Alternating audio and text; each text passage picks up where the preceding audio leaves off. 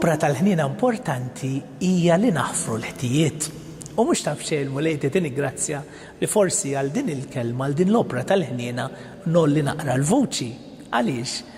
Għaliex din hija l-kawża li ħafna minna qed jgħixu f'ċertu dwejjaq għax għadhom ma ħafrux minn qalbhom il-min għamlilhom il-ħsara. Meta jiena naħfrer xi ħadd li għamil li d-deni, jiena nieħu kuraġġ, jien infetaħ għal-fejqan, jiena nara l-barka f'ħajti. Jiena niftaħ saħansitra qalbi għall-ġustizzja li tiġi mill-mulej. U x'in il-ġustizzja mill-mulej?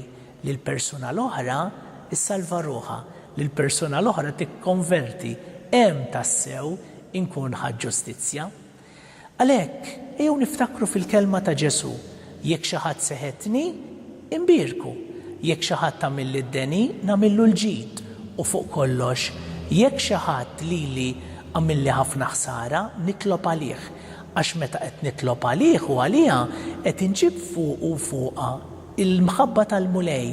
U jekk dik il-persuna ma tinfetaħx għall-imħabba tal-mulej, allura l-ħażen ta' ġo fiha jeqridaw stess.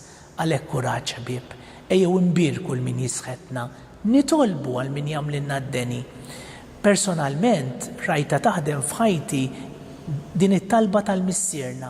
Fil-qudiesa inħobb ngħid li lil-nifsi u lin-nies dan il-kliem, ejjew noffru din il-missierna għal dawk li għamlulna d-deni u għal dawk li ilhom aħna minna d-deni u nitolbu l-missierna mill-qalb.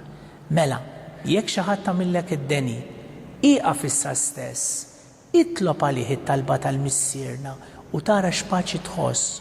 U jekk inti wkoll għamilt id-deni lil xi ħadd, itlob it-talba tal-missierna għall persuna li għamilt il-ħsara u ersaq lejn dik il-persuna biex titlob maħfra u rranġa il-ħsara li għamilt.